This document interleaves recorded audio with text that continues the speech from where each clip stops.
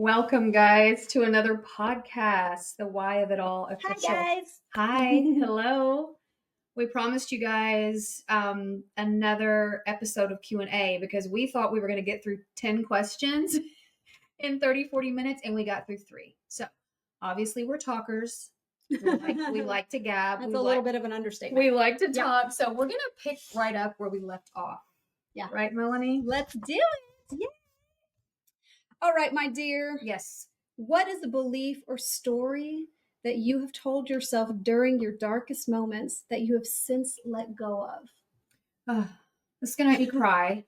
I'm going to try to not cry, okay? Again, don't tempt me with a good time, girl. Okay. You know I'm a crybaby. You know I'm such a crybaby. So a belief or story that I've told myself. I think the biggest one, I mean, there's several, I think, that come to mind, but the biggest one during my darkest moments is that I was unlovable. Oh. Or I wasn't worthy. I didn't feel worthy. Which for the 25 years that I've known you has always baffled me.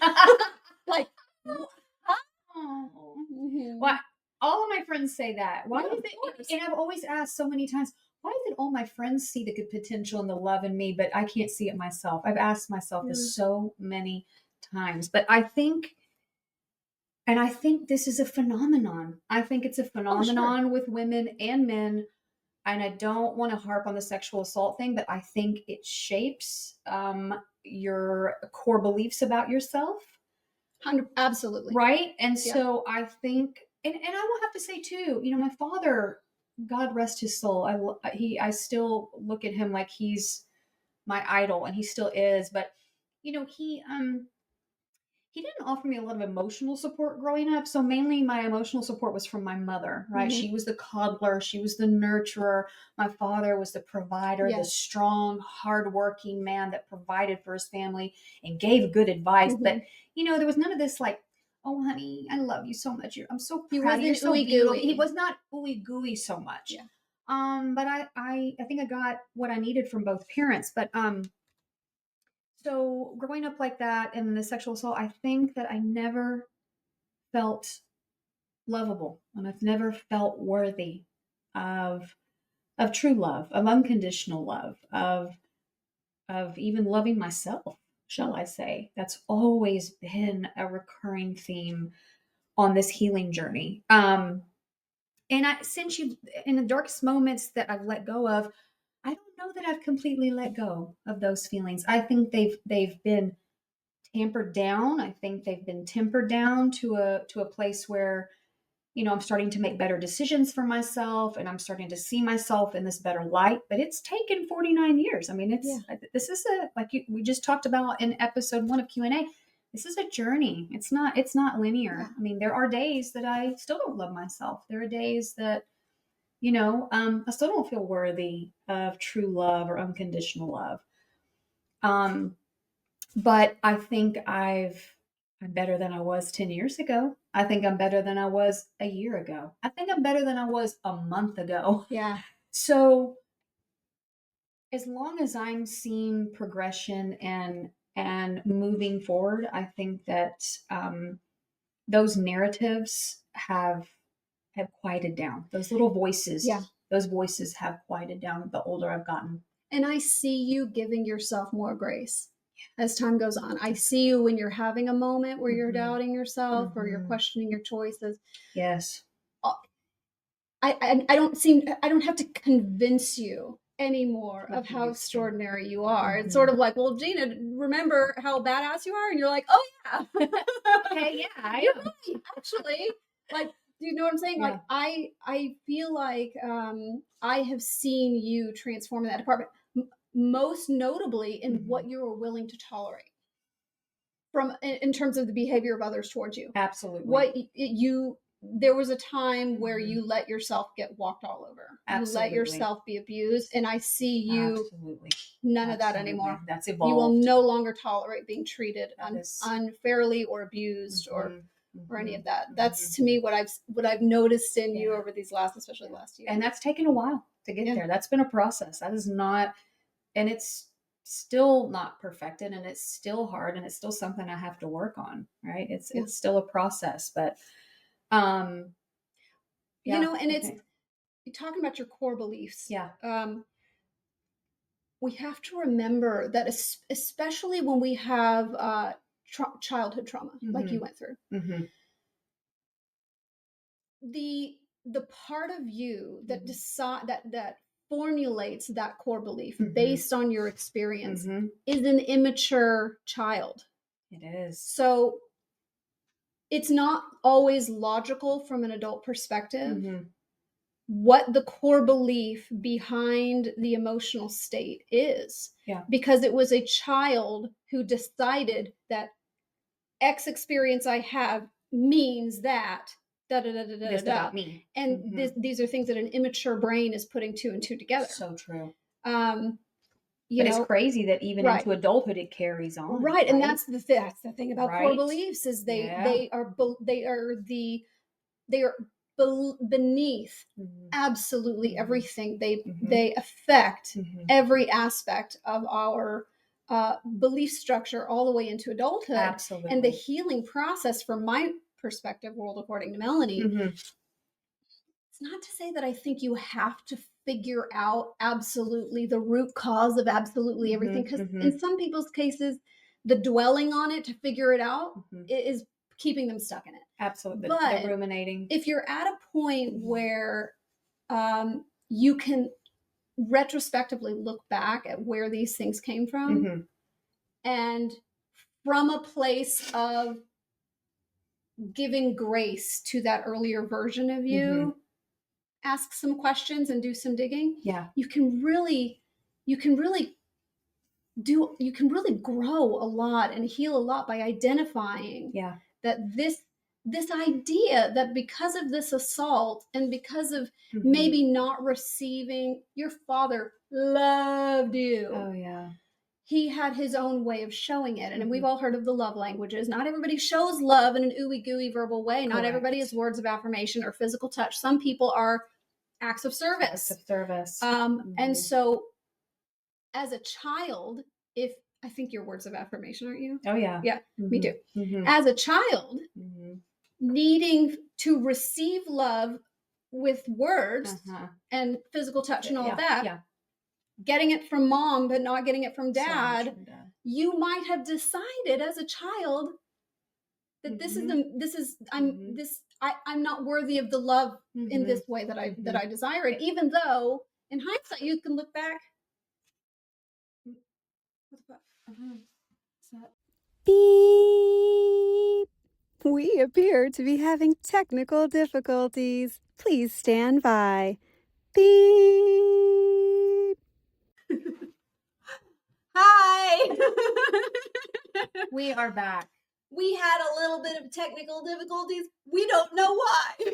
We have no idea, but we're gonna keep going. We're just going to keep going. And maybe it'll happen again. I don't know. We're all going to find out together. So picking up where we left off, I had Melanie had asked me a question, and now I'm going to ask her the same question. Melanie, what's a belief or story you told yourself during your darkest moments and you've since let go of? Yeah. So one of the other aspects of my healing journey that we haven't touched on yet Mm-hmm. is chronic disease. Mm-hmm. So I have been in a state of widespread chronic pain for a decade. Mm-hmm. Recently popped into my awareness when approximately that chronic pain started, right after I lost a child. Mm-hmm. So no question marks there. Mm-hmm. But even after I felt as though I had emotionally healed Mm-hmm. from the loss of a child, it was very shortly thereafter that my body began manifesting whatever pain I had crammed into it Stuff to down. protect myself, to keep myself Absolutely. functional, right? Mm-hmm. So that's another aspect of things, is we have the ability to cram trauma into our bodies, and you can emotionally heal from it. You can work on it with your mind. But there's still the aspect of it that's been, you could almost say it's solidified. Mm-hmm. So that's what I've been working on for the last decade, really, is chronic pain. Mm-hmm. And for me, the belief that I got to with just, more practitioners than I can imagine. And I'm somebody who leans towards alternative and natural medicine. So I was seeing the best of the best functional medicine doctors and physical therapists and chiropractors and homeopathy professionals and myofascial release and like you name it, I tried it. Yeah. And with each one of them, I would go in with incredible hope. And after spending incredible amounts of money and time and my effort, especially if it was the type of therapy that I was doing the exercises every day, like I'm a person, I don't half-ass anything. I've never half-assed anything in my entire life. I am full ass. So you can imagine after, let's say 6 months of treatment with some practitioner, doing everything that they say to do, following the protocols, eating super, super clean, making sure my lifestyle is pristine.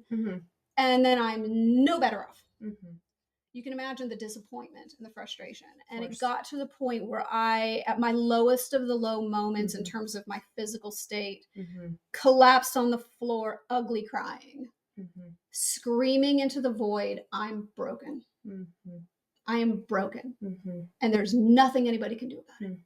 Man, that was a dark moment. That's got to be dark. Like I am going to be wheelchair bound by the time I'm 60. That's how I felt. You're thinking. Yeah. And I will say, to my credit, that was in a moment. Be realistic, Melanie. I held on to that for a while. That's okay. It's okay. The truth. But I don't believe it anymore. And I think that's really the belief that I was telling myself at that point. But it's a healing journey. Right? And so since then, I've come to realize that what I knew at the time of the why of what I was experiencing was not the truth. I was basing this, what was becoming a belief, on the wrong set of factual information. And as time went on and I learned more about myself and I learned that in my case, the diagnosis I was given was Lyme disease. Come to find out, in hindsight, there's so much more to it than that. Trauma. Trauma is it nervous system dysregulation. Nervous system dysregulation that, if I'm being honest with myself, has been going on since I was a child. Right. I, like you, had an extremely wonderful, nurturing, supportive, unconditional love environment growing up with my family. But I was extremely insecure socially with my peers and had a lot of trauma associated with that. Growing up. So between that and the sexual assault and losing a child and then all kinds of chronic disease, that'll fuck your nervous system right up. Absolutely. Absolutely. And so, which affects all the other systems in the body. Exactly. Right. And it completely, for anybody who doesn't know this, when your brain is trapped in fight or flight mode, which many of us are who have experienced any kind of trauma, maybe you're not, but many of us are, and we don't even know it. When your brain is in a nervous system state where you're trapped in fight or flight mode, we call that sympathetic overdrive. Your brain is constantly releasing, or your body, I should say, different glands are associated with it, but a constant release of norepinephrine, adrenaline, and cortisol floating around in your bloodstream. And as long as those are floating around in your body cannot shift gears into parasympathetic rest and heal mode. Correct. It's impossible.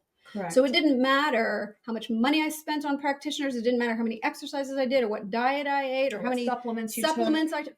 Great fistfuls of supplements like 3 times a day.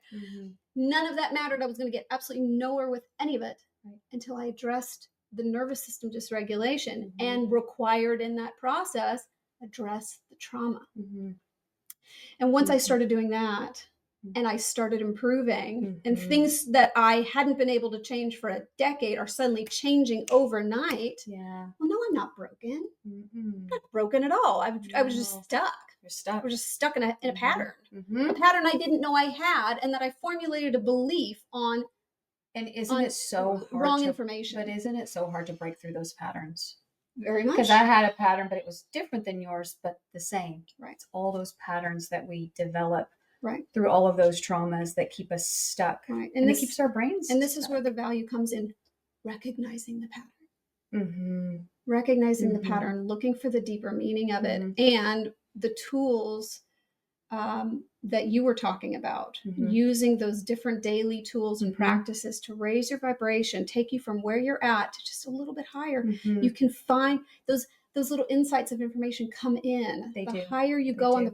on the emotional scale, those little insights come in. It's being stuck down in the depths that sort of keeps you trapped where you are. You have to decide that you're going to be intentional about this process, and you're going to do whatever it takes. And if that means daily something, pick a practice. Pick a practice. Do it. You have to do it. Love it. Am I next? Next question for me. All right. Number 5. Oh, this is fun. What were the most unexpected lessons or blessings you discovered through your struggles? There's so many lessons. It's hard to just pick one. Yeah. Or blessings. Gosh. I have both. I would say an unexpected lesson through all of this, and again, this is still evolving. But and one of the big ones, I think I used to say it all the time to you: never say never. Never say never.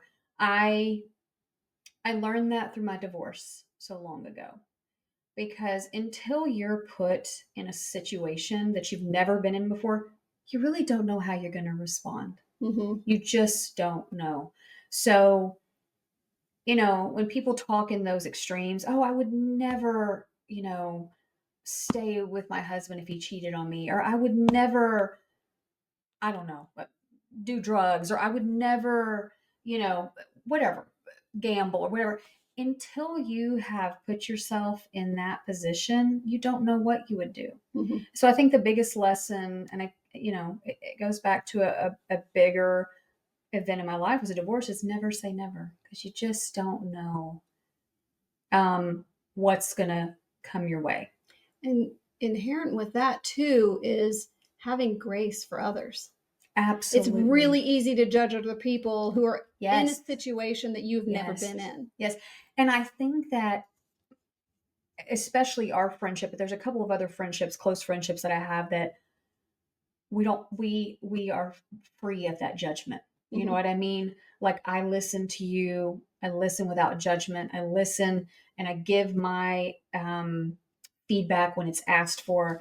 And just to be in a space with just a couple of individuals, that's all you need all your life, really. It's just a handful of people that you can really trust, and again, not have that judgment free zone. I think is so important for everybody. And the friendships and people in your life that do hold those judgments, well, those friendships start to wither, right? They start to go away. They don't stay in the core circle of people that you tend to gravitate towards. And I think that's one thing that you and I have always been, a safe place for no judgment, giving each other grace. Absolutely. And then the blessings I've discovered, God, so many blessings too. I think one of the first ones that have come to mind is through a lot of my tribulations and trials and difficult parts. I think one of the blessings is getting more connected to God, being more connected to my higher power, to my source, whatever you want to call it in your world. For me, it's God. But I think having that strong connection to whatever it is that you're connected to source, to God, has brought about so many positive things in my life. I believe in the power of prayer. I believe in the power of believing and in manifestation and the power of positive thinking. And so I just think of how close all of these trials and tribulations have brought me closer to God. And that's been, what a blessing. What a blessing that is, just in itself, just being able to, recognize that, so probably one of the greatest blessings. Absolutely. It is. So Melanie, I'm going to ask you, Yeah. what were the most unexpected lessons or blessings you've discovered through your struggles? What is one I or have to two think a things little that have bit come to harder mind? on unexpected lessons, but Mhm. blessings easy for me. Shoot. One of my core beliefs, as I was trapped for my entire adult life in this nervous system dysregulation state and survival mode, one of my core beliefs is I got to do it myself. I can't trust anyone else to do what's right for me, what's best for me. I got to do it all.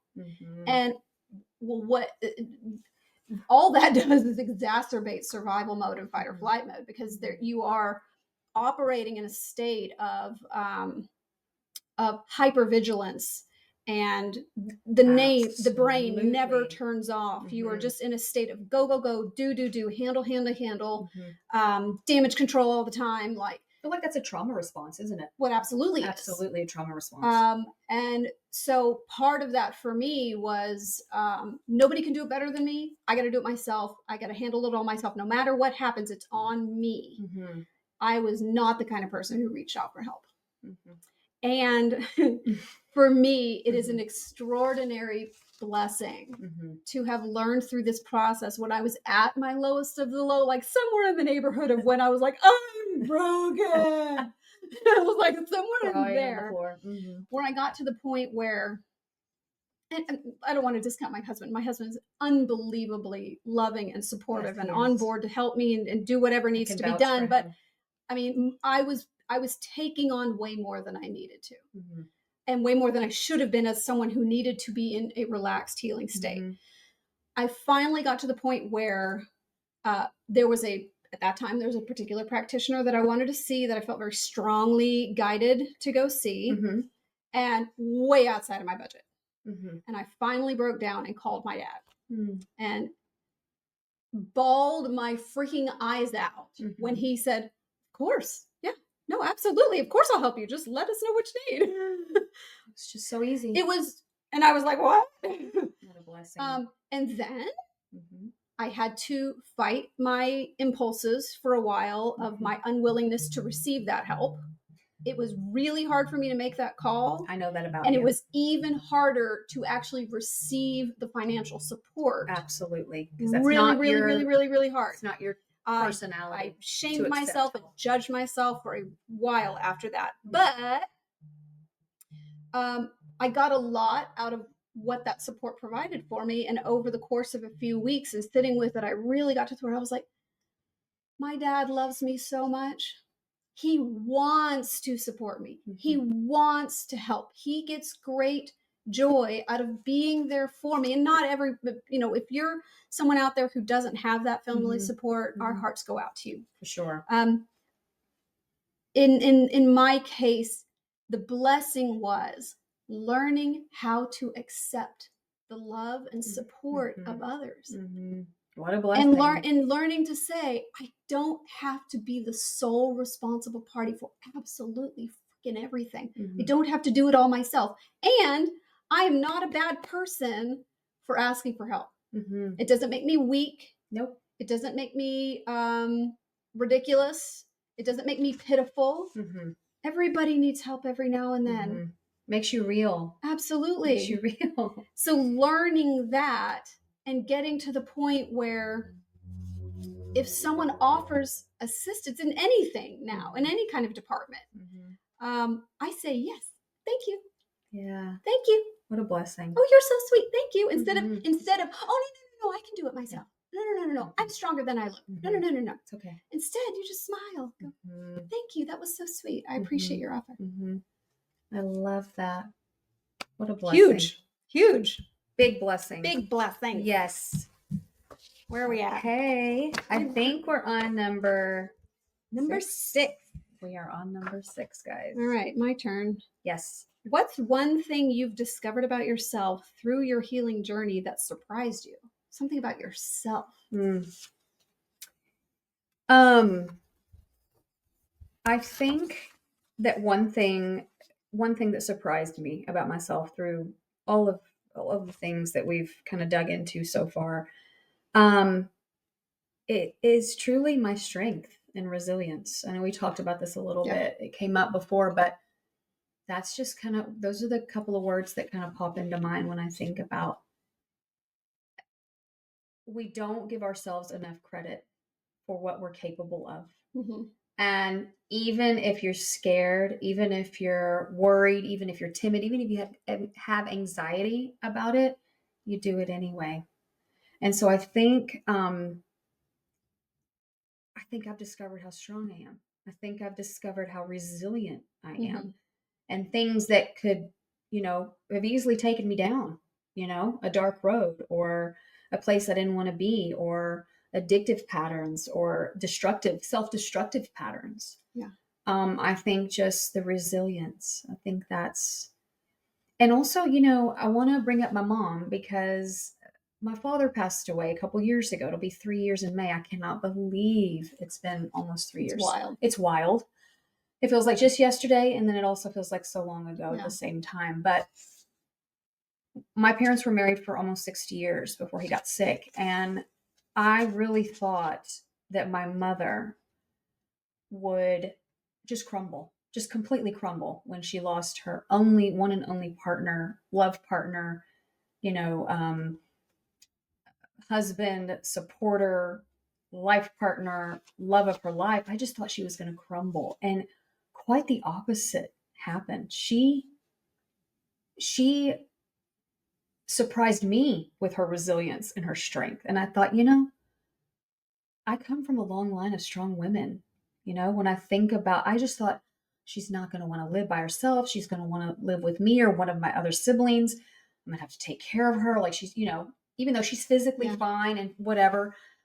And I've just been so amazed at how she has handled my father's passing. And just watching her gives me more strength and resilience. To see her strength and resilience. Yeah. I'm like, you know what? Her blood is coursing through my veins. I have that kind of strength and resilience that she shows me. And she's just thriving. She's thriving. She's like, she has more of a social life than I do. And she's 80. And I'm just like, and she looks fabulous and she takes care of herself. And she's just, anyway, I know I'm going off on a tangent, but I just think that discovering my strength and resilience has been so powerful for me and so helpful on this process. Just one of those, it's just another building block. Yeah. Right? Yeah. So Melanie, Mm-hmm. what's the one thing you've discovered about yourself through your healing journey? I would have to say just how far the current manifestation of everything that I've experienced in my life, just how far back the roots of it go. There have been incremental periods where I was given, for example, different diagnoses like the Lyme disease or Epstein-Barr or whatever, blah, blah, blah, blah, blah. And in that moment, it's really easy to go, oh, well, that explains it.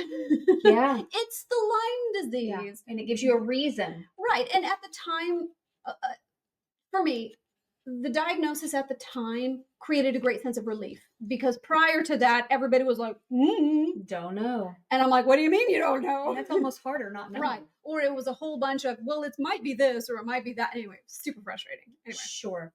The diagnoses as they came would provide a temporary sense of relief and like, okay, now it makes sense. Mm-hmm. But then all of the treatment of those quote unquote disease diagnoses got me absolutely freaking nowhere. Right. So as I did the inner work, as I looked deeper and deeper into the root causes of what could be going on, and I began getting turned on to perhaps what was going on with the nervous system. And then you ask the natural question, well, how did my nervous system get stuck like this? Correct. And you start tracing it back and tracing it back. What was surprising to me was just how far back it goes. And you don't have to get hung up on it as the story. Sure. Right? In fact, I don't recommend that at all. Don't recommend getting hung up on the story and then telling the story over and over again. We're telling the story here for the purpose of engaging in these questions. Yeah. You don't have to get hung up on the story to just go, oh, that was the younger version of me. That was a younger, less aware, less awake version of me. A version of me that had a lesser understanding of the world, who Right. was misinterpreting what was going on in my Mhm. life and the experiences I was having with others, Mhm. and internalizing them and twisting them into a way that made sense from an immature mind. Sure. And that's all you have to know to Mhm. go, oh, these core beliefs that I've been operating on, these core beliefs, these traumas and triggers that I've been operating from for Mhm. all of these years are no longer relevant to the situation and the Mhm. circumstances of my life now. Mhm. It's okay to let that go. Yeah. Yeah. Yeah. And so that was big, that understanding of it's all connected, but that stuff isn't relevant anymore. I am who I am now, and I Right. can move on from this new, greater version of me. I love that. Yeah. And it doesn't need to stay in the forefront. Oh, because No. it's Well, happened. and also, I'm in the process of working on it. Yeah. Yeah. Yeah. You don't I have to love that. saddle yourself with the diagnosis or the label. It's just like, this is just a temporary state of being. Now that I know Mhm. where this is coming from, I Mhm. can let all of that go and move on from here. Mhm. It's just temporary. I'm still working on it, but it'll be I gone love soon. it. Yeah. I love it. Okay. Who has been your greatest source of inspiration or support during your journey? Ah. I think a couple of people. I want to say my inspiration is definitely my father. Yeah. You know, I think, especially after watching him be so sick and being there day in and day out, and watching this strong man whittle away to under 140 pounds, and watch that process, and then have him pass, and actually talked at his funeral. I did the eulogy Yeah. at his funeral and was able to, talk about him. Um, I think now I I try to live my life honoring him, and his life is what's inspired that. So I try to honor him with everything that I do. That's part of me keeping his memory alive. Yeah. Being good to myself, being the best mom that I can be to my kid. I'm going to get choked up. Being the best daughter to my mom, being the best friend to my girlfriends. Yeah. Being the best coworker.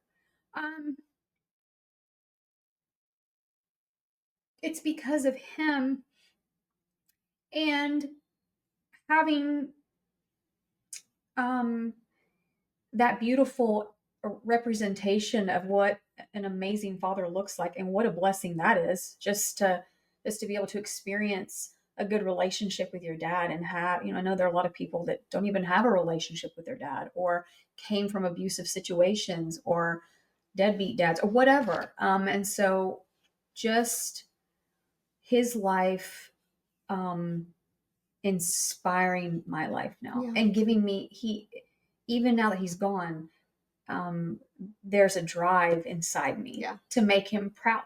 Yeah. If that makes sense. To Absolutely. make him proud, and to honor him, and try to honor him in everything that I do. And I'm not perfect at it, right? But I think I always keep that in the forefront of my mind. And support, I'm going to say our friendship. I mean, it's one of my longest friendships that I've Yeah. ever had.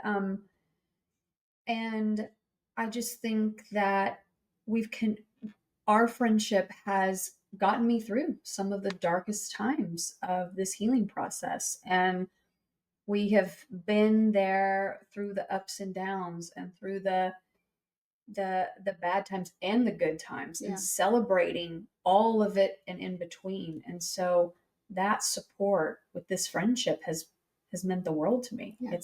It has been a lifeline. And We're soulmates. we are soulmates. We're female soulmates.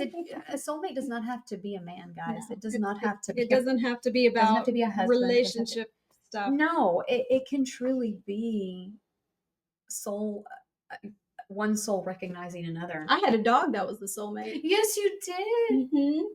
Yes, you did. Brooklyn. Brooklyn, rest her soul. I would say for me, Yes. In terms of my greatest source of inspiration, Yeah. it's my daughter. Mm. Because she is such a light. She is the most bright and shiny light. And talking about inspiration and motivation, I want, as I continue to get older, as she gets older, I want to be able to roll around. I want to be able to roll down a green grassy hill with her without being in pain. Like right now, she wants me to do certain things and certain activities and go on certain adventures. And my impulse for the last decade has been, I'm sorry, honey, I hurt. I just can't. You can do that with dad. I'll watch, I'll video you, I'll be here and be your cheerleader and clap, but I haven't been able to participate with her. So it's incredible motivation for me to just plow through this healing journey and can never ever stop and make my way through it. The only way out is through for her, because I want to be able to roll down a green grassy hill with my kid. And she and I talk about it. We talk openly about it. Like when I'm not feeling well, for example, I'll just say, this has been more of a recent change of being literally coming out and saying, Violet, I want to do this with you. In this moment, I can't, but this is only temporary.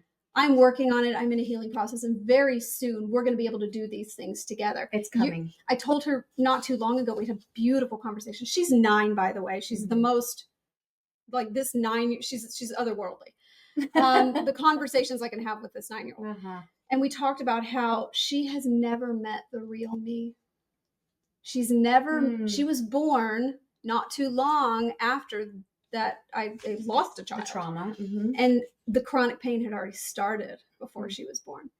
So she has never met a pain-free version of me. Mother. She will tell you, I ask her on a regular basis, this is what a perfectionist I am. How am I doing as your mother? Asking for feedback from your 9-year-old. Is there anything that I do that's annoying to you that you wish that I wouldn't do? Like, we have these kind of honest conversations. It's kind of part of how her school system works. There's a lot of feedback that goes on. So we've adopted a lot of those practices in our own home. But it's not a judgmenty conversation. It's not like I'm self-flagellating and looking how wrong I am. It's just an open, no judgment kind of conversation. And we laugh through the whole thing. But I said to her, you've never met the real version of me. You've only met the version of me doing my very, very best to be the best mom I can, despite being in constant pain. I said, can you imagine how great it's going to be when I'm all the way healed and I feel great all the time? Can you imagine how much fun we're going to have? How many adventures we're going to go on? How much laughing we're going to do? How silly it's going to be? And she's like, yeah, that sounds great. Yes, Mom. Like, so she's my inspiration. In terms of support. Now I feel guilty for not saying my son is my inspiration, because I have a 14-year-old. I love you, Max. I love you so much. You're my inspiration too. No, I love it. No. In terms of support, I'm going to echo what you said. It's family and friends. Yeah. And we're so lucky that we have such a supportive family. Multiple members of my family, spread out, have stepped up to help me in times of need. Absolutely. Once I was willing to receive it. Absolutely. And then, of course, you. I love you. I love you too. Do you think we have time for one more question? I think we're moving along at a faster clip here. Let's plow through, kiddo. Let's do it. Okay. Go ahead. Okay. Melanie, what's a tool, practice, or mindset that's been a game changer for you in your healing process? And how do you use it in your everyday life, if you do? Yeah, there's been a lot. So I was 20 years ago traveling all over the country, taking workshops and seminars and gathering all kinds of different tools for my tool belt for doing the inner work, belief work things, consciousness workshop, blah, blah, blah.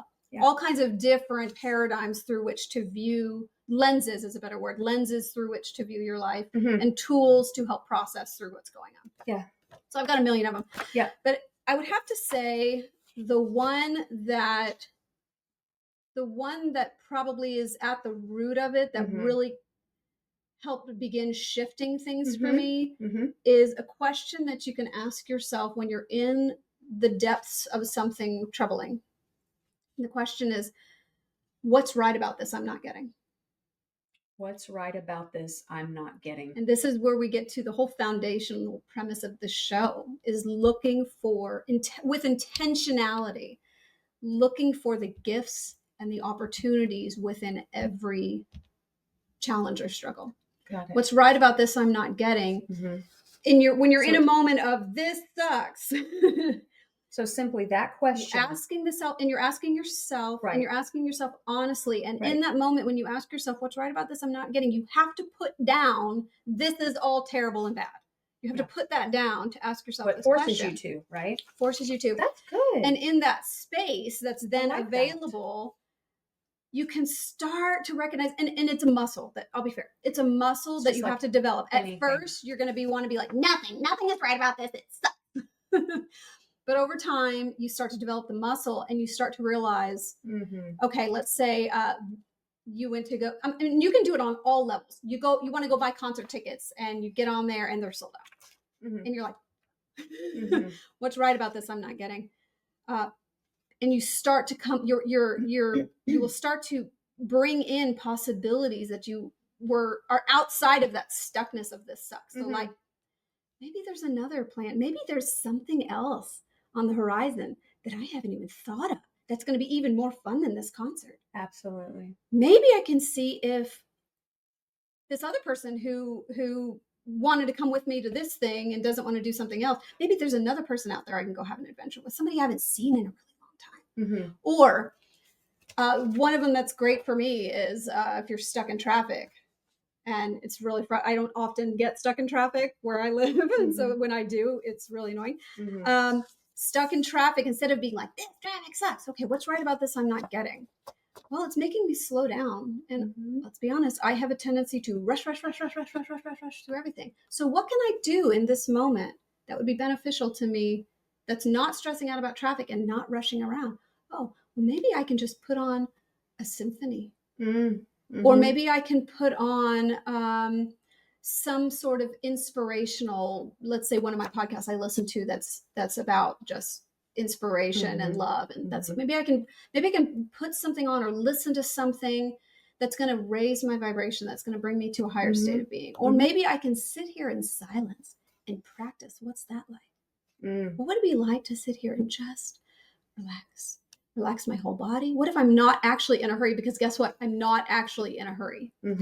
So the asking of the question, what's right about this I'm not getting, it begins the process of training you and building that muscle to start looking for the gifts and the opportunities in every challenge and struggle. And eventually that becomes your default state of being.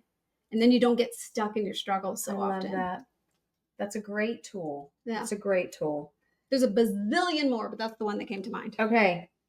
So for me, I think tool, practice, or mindset, I'm gonna go, and there are so many, right? But a big game changer in my healing process has been yoga and meditation. I stumbled onto yoga years ago, but didn't take it more seriously until about 2019, and was asked to do a local yoga teacher training, and started that journey in 2019, or maybe late 2018, I think.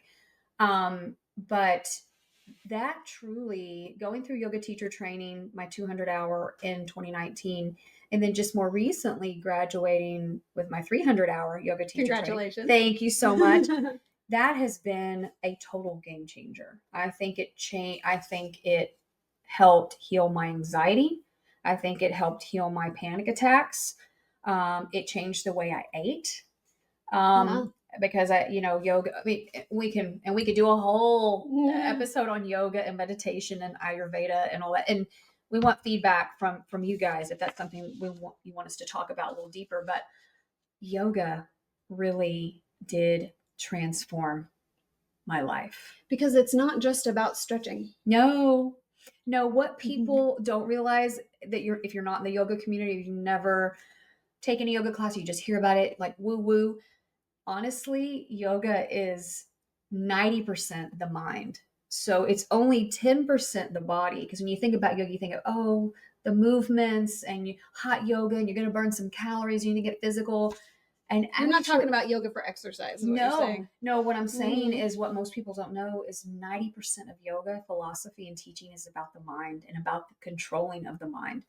And so that has been a super game changer.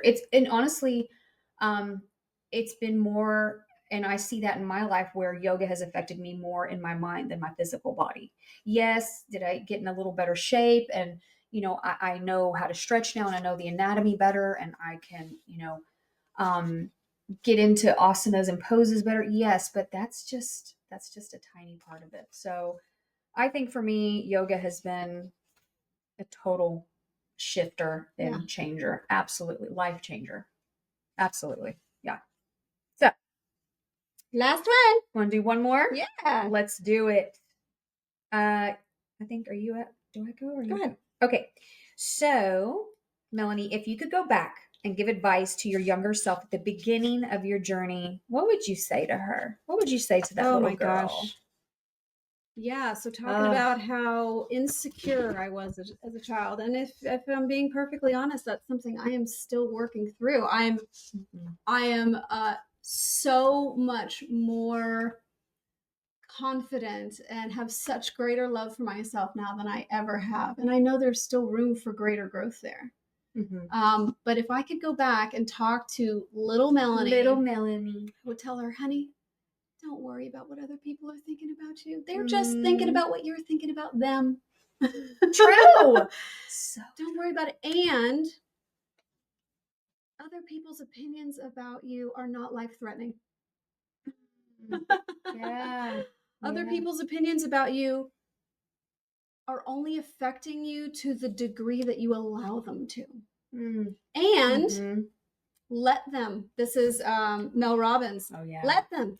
Let them think what they're going to think. Let They're them. going to think it anyway. Correct. You have no control There is over it. nothing you can do to change their mind. So true. Let them. Let them. It's okay. Yeah. You be who you are, because who you are is beautiful.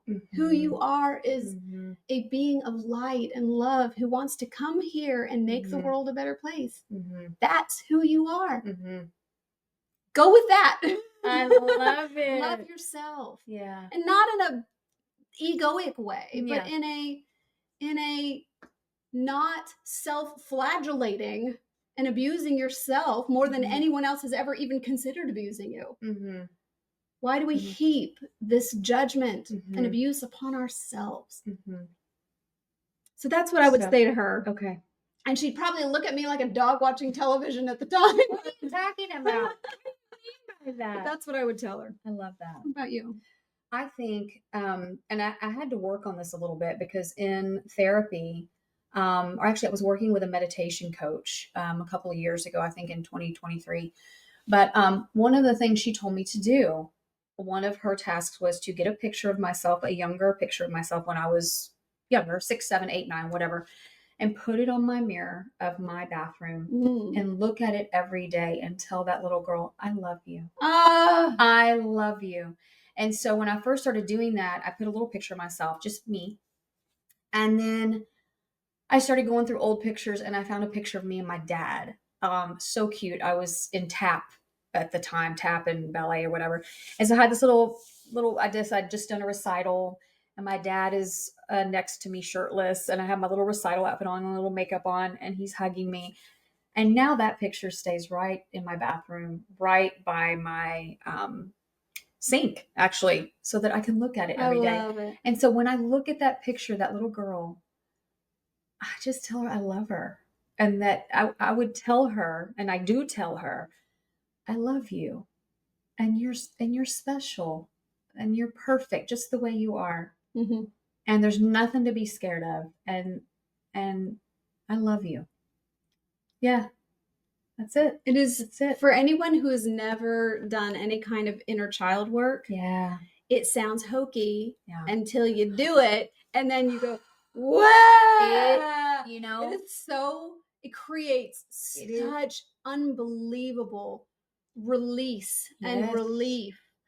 Because really, when you think about it, most people are walking around, they're just they're just big kids walking Mhm. around. I mean, that's Well, it's because all we're operating from all of our wounded patterns that exactly. happened way back then, and it's almost Exactly. like your nervous system gets stuck Oh, at yeah. that moment in time It and operates from that Uh-huh. set point going forward. I know lots of men who operate from an 11-year-old emotional mentality. I mean, women too. I'm just saying, like, Let's be fair. let's be fair. But unless you really do the introspection, and Melanie, and we're going to wrap it up, but Melanie and I have always said this, that if more people did the work and did the inner work and did the inner work, our world would just be different. We would have a Yeah. different world. But you're right. Going back to the inner child work, that's huge Yeah. work.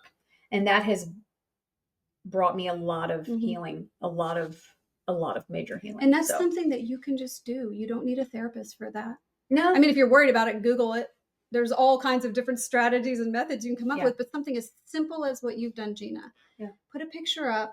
Mhm. Tell that younger version of Yes. you Yeah. what you wished you had heard Yes. back then. Like, this Yes. is the question you ask yourself. Mhm. If you could go back and give advice to your younger self at the beginning of your journey, what would you say? Say that to them. Say it to them. Say that to put it. And you said Yeah. it sounds hokey, but it's not. It's really Mhm. not when you start doing it and really thinking about what you're doing and protecting that little version of you. Mhm. It's the Huge. innocence Mhm. that was wounded. Yes. And there unfortunately wasn't someone in the vicinity at the time who knew enough about what you were going through and had done their own work to be Right. able to Offer. facilitate healing for you in the moment. Mhm.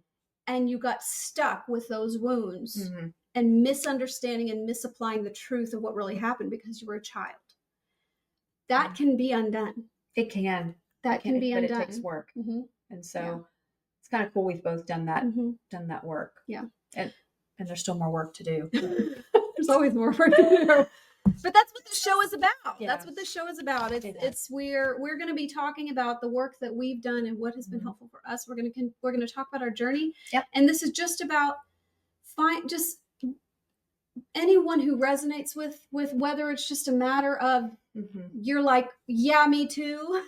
Mhm. Or if we bring something up that gives you a little inspiration to go do some of that work and go inward for yourself. Mhm. That's what this is about. And the cool thing is too, down the pipe, we're going to have guests on too. We're going to have some expert speakers on healing and their journeys and things that they offer, healing modalities. So that's going to be fun. Lots of tools. We're Lots going to of give you tools. lots of tools. That's coming down the pipe. But Yeah. This This has has been this has been awesome. What Yes. a fun day. Yeah. And we're going to keep doing it because we love it and we enjoy it, and we're just going to follow our passion. Yeah. And keep It's going. great. Thank you for joining us. Yes, we hope thank you you. are we hope you've gotten something valuable out of this. Yes. Please leave us a comment. Tell us your thoughts if you have suggestions. Yes. Hopefully it's not tech related because we're doing the best we Yeah. can with that Yeah, right now. Be nice. We're newbies. Be nice. So we'll figure it But out. please give us your feedback. We'd love to hear from you in the comments. Yeah. And please like and subscribe and share. That is the best way to support our show and the best way to spread this out and expand our reach. So hopefully we can connect with more people who are going to resonate with this journey. Yes. Thank you. We Thank love you guys. Bye. See you next time.